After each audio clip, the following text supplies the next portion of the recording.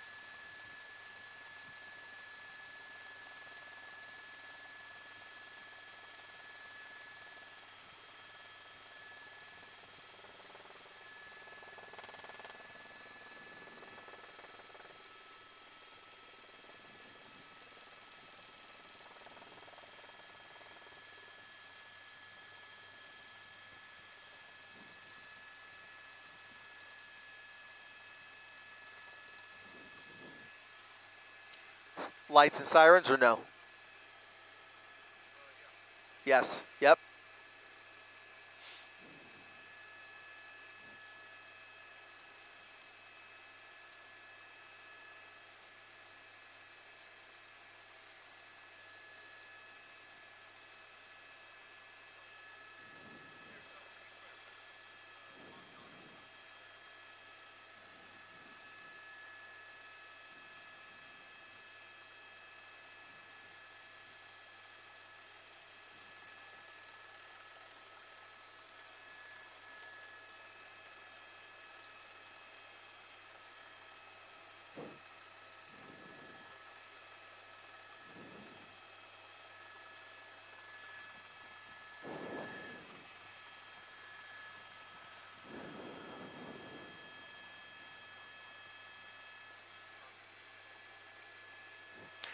He's believed to be dangerous, and he is now on the phone as he continues the run from California Highway Patrol, which, by the way, they have now re-engaged this suspect. So he is now he's now encountered with 5 CHP cruisers right behind him with lights and sirens blaring. The pursuit is back on. He is on his phone, and he appears to have the right 2 lanes to himself here as he transitions over to the 10 freeway. We are coming now off the 5 freeway in the East LA interchange, and just like that, we've made our way from San Bernardino Bernardino, Orange County, and now through LA County all the way in to downtown LA, where this pursuit is continuing into the East LA interchange. Looks like he might be taking the 60 freeway here. He's got a number of options, as you well know, on the freeway. Right now, he's basically taking the path of least resistance. Every time he has a decision to make or a lane change in front of him, he's basically taking the lane with the least amount of traffic, and that appears to be the route he's going to go here. He does not like sitting in this heavy volume, and he's in the worst spot at the worst time of the day in one of the busiest cities in the world where it comes to traffic. And now he has a full-blown rush hour jam ahead of him here on the northbound side, or I should say northbound 5 freeway in the East LA interchange underneath the 60 freeway now.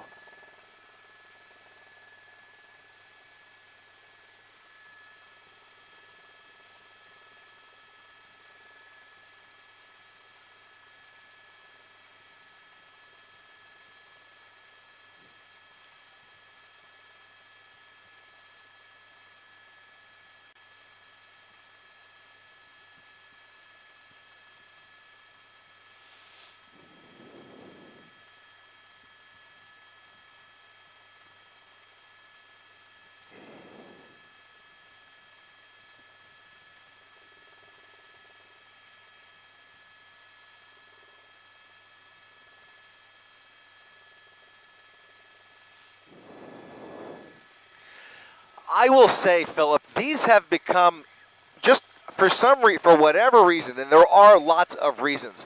I agree with everything you just said, but for some reason, in the last 12 to 24 months, these pursuits and the tactics used by law enforcement, and again, the tactics change agency by agency in each jurisdiction, they have become less and less predictable. Just when you think that they are, committed to getting somebody off the road, they decide at the last minute to just pull back completely and let them go. And that goes for violent criminals. It goes for all kinds of situations where you would think that this is going to end one way, and then law enforcement decides something different. The fact that there's no children in the car and he's alone in the vehicle may play in it. Now, if there was a child in the vehicle and he was definitely armed, then there would be a different calculus there. But in this situation, he's a lone driver behind the wheel. I would hope that you are correct, and we can anticipate that they will continue to follow this through to the very end here, especially in the middle of rush hour here. But there are other factors at play here, including what other calls are going on in the area, how many resources they want to dedicate, what is traffic like, what is the risk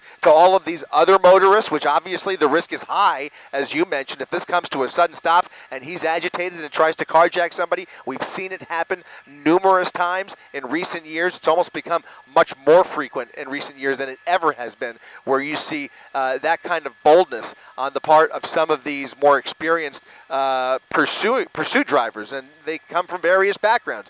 Gang members, you name it. They have all shown up on our LA freeways at one point or another in the last several years, and the violence is unpredictable, and the tactics by law enforcement are also unpredictable sometimes. And when you have so many variables like we do right here, this is now graduating into a joyride up the 5 freeway, or I should say on the 10 freeway now. We are now on the 10 freeway, eastbound side, or I should say westbound side of the 10 freeway. That was the sheriff helicopter that just drove through, or flew through the shot there.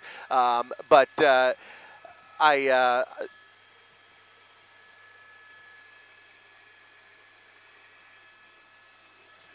that threw me off. It is westbound. He is traveling westbound. The northbound, the top lanes going the opposite direction are the eastbound lanes. The side that he's on, those are the westbound lanes, as he is just approaching the Fashion District here. So he's well into the heart of downtown LA here for the next mile or two, because he's approaching the 110 freeway, and this is exactly, as you well know, where it bunches up. The bottleneck is real on a Thursday afternoon, especially on the eve of a holiday weekend. A lot of traffic out on these freeways, and he is encountering some of that heavy volume as we speak. What I would have loved to have seen, if they had enough units, and it appears that they may, is for somebody to give the go-ahead and break the traffic behind him. If they could cut traffic off behind him, they'll have less collateral, they'll have less crossfire risk if this comes to an end where they have to use force. Right now, they have about 5 units behind them, but it seems to be just a single file line of units that are just trying to go along with them with their sirens blaring. This car. We got 1, 2, 3 CHP ground units here. 1, 2, 3, 4, 5. And it was interesting when they called off ground units, and they started to hang back quite a way as this was going northbound on the 5. But westbound 10 now through downtown. You can see those choppers flying through our shot. Eyes are on this car on the ground and up in the air. Suspected DUI driver. Looks like there's only one person in the vehicle. That's what we're hearing. That's what we've...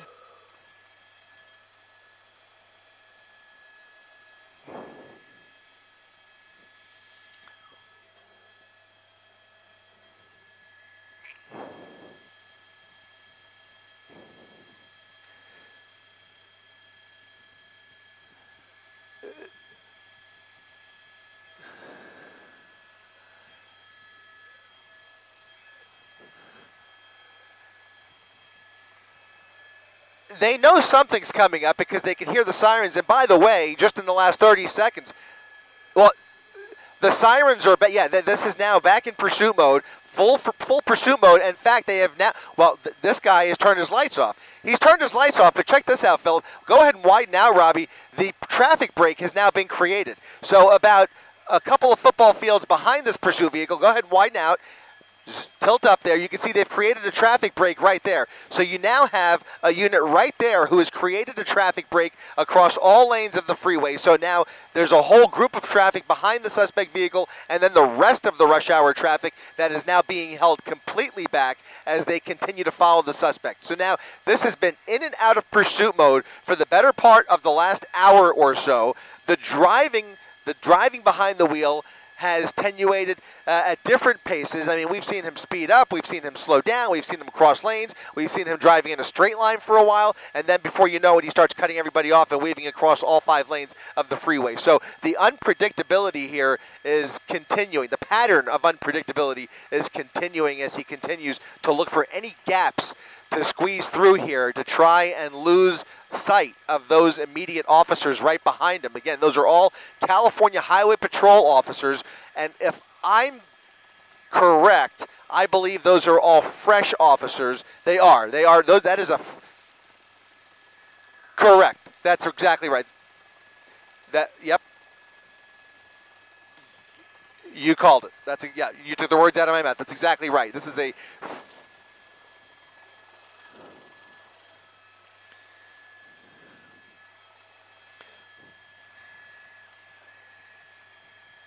He's got about a quarter mile to a half mile of heavy traffic approaching the 110 freeway. And it looks like he's going to be committed to the 10 freeway here. But if he passes the 110 freeway and stays on the 10, it opens up big time, and he will have much less traffic to contend with if he wants to take this into West LA here. So traffic is opening up. The traffic to the left of him is merging onto the 110 freeway, I believe. Or some of those lanes are anyways, and he is using those right lanes where there's a little bit less traffic. Now, whether he goes onto the 110, he's weaving back over to the left here. There's the CHP helicopter, CHP behind him, CHP above him, and we'll see if he takes the 110 freeway, where there's going to be a lot of traffic, or he stays on the 10 freeway and the westbound side of the 10 freeway. I don't want to take the camera off of this shot right here, but I could tell you as I look out the front window of Air 7, the westbound side of the 10 freeway might as well be the Autobahn. It is empty as can be going all the way out to the beach. So he's going to have an empty freeway in front of him if he stays committed to the 10 freeway here. But in a sense, that's good news, not necessarily so he can escape, but so fewer people are at risk with whatever might happen through this. And we've not seen him, as you mentioned, drive dangerously erratically, but certainly just erratically.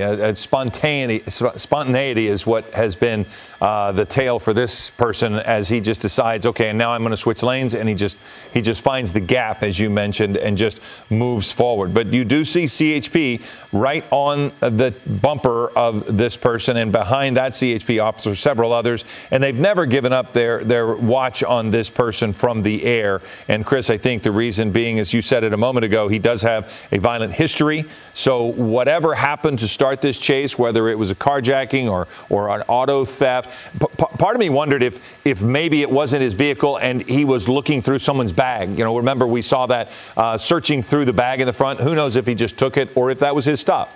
There's so many things unknown except for the fact they know who it is and they know he's potentially dangerous.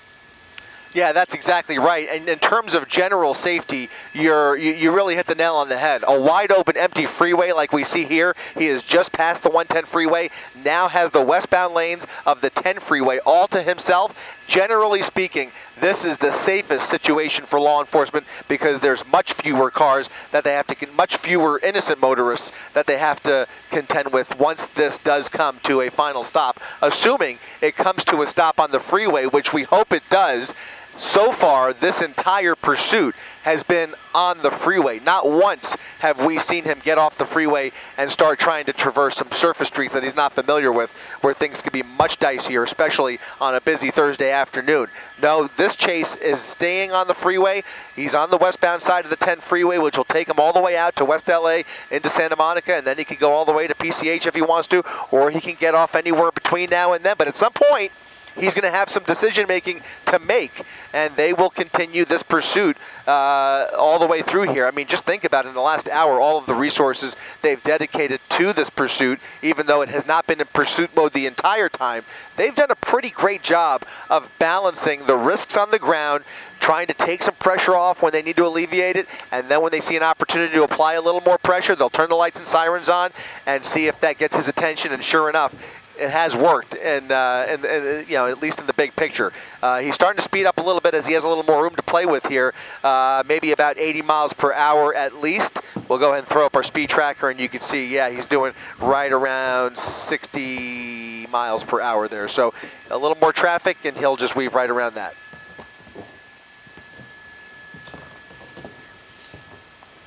Continuing Chris, underneath Normandy, yep. Chris, I hate to say it, but as you hear some movement happening behind the scenes here, we are getting ready for Eyewitness News at 4 o'clock. Javon Alar is about to join me as well, but we're just getting into position, so we're switching our seats, we're putting on our microphones. So if for some reason you're hearing all this movement, that's what's going on behind the scenes. But again, we are watching this chase. We have been watching this chase now for what, Chris, almost 45 minutes or so. And this driver, again, I think I said it earlier, we see that they have pretty tinted windows on the passenger side and the driver's side, and except for on the windshield. And we haven't seen this person hit any other cars, despite we know that this one may be a suspected DUI driver.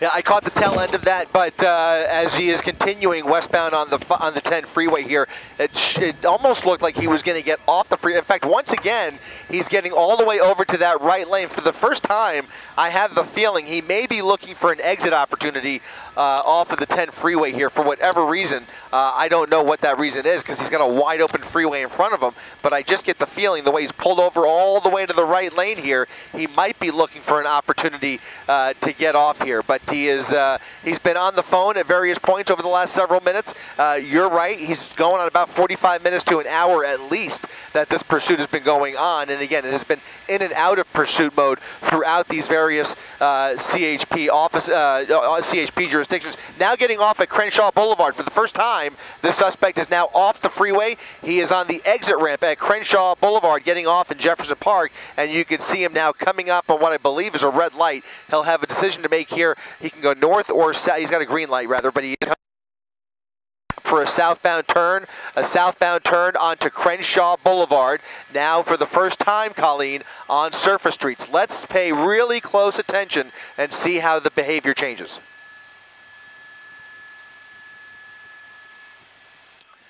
And he is continuing now southbound on Crenshaw Boulevard, crossing 23rd Street. He's doing about 50 miles per hour on surface streets for the first time. California Highway Patrol behind him. CHP helicopter right above, keeping close tabs on the suspect. And now LAPD keeping a watchful eye on the movement of this pursuit as it meanders through mid-city here. We are now on Washington Boulevard, just off of Crenshaw Boulevard. Now heading back in the eastbound direction. eastbound Washington Boulevard, maybe looking for a chance to get back on the freeway, or maybe this is an area where he is a little more familiar with the surroundings and might have a destination in mind. You didn't get that impression for much of this pursuit, but you just never know. He is looking to make a right turn there, now northbound back towards the freeway, possibly looking for an opportunity to get back onto the freeway. I'm sorry, southbound, I should say. Southbound towards the 10 freeway, coming to a stop here for no particular reason whatsoever, and now pulling into a parking lot. Let's see what kind of a commercial business this is. This is a commercial with a parking lot that comes back out. Look at this, pulling into a parking spot. Law enforcement is going to surround this vehicle at any second here as those CHP officers pull into this parking lot with them. The driver now stepping out of the vehicle, walking towards those officers, waving them off. He is not sober. He is, look at this, he just threw something on the ground, arms and hands up in the air. CHP with their guns drawn, aimed squarely at that driver as he exits the vehicle. He is not complying and is barely communicating. He is now showing his hands. If he takes his hands and puts them in their pockets, he is going to be in big trouble here because he is not listening. There he is, finally turning around, acknowledging their instructions, and stepping slowly in their direction, walking backwards in reverse away from the vehicle towards those officers. It appears that this driver is now willing to give up there, but very tenuous there for a minute as he was not complying. Just kind of acting very, very erratic there at the end of this pursuit. But now he appears to be willing to give up. Hands behind his back, CHP ready to take this suspect into custody. This pursuit coming to a peaceful resolution finally. Thankfully, nobody hurt, even though this was an hour-long pursuit that had some ups and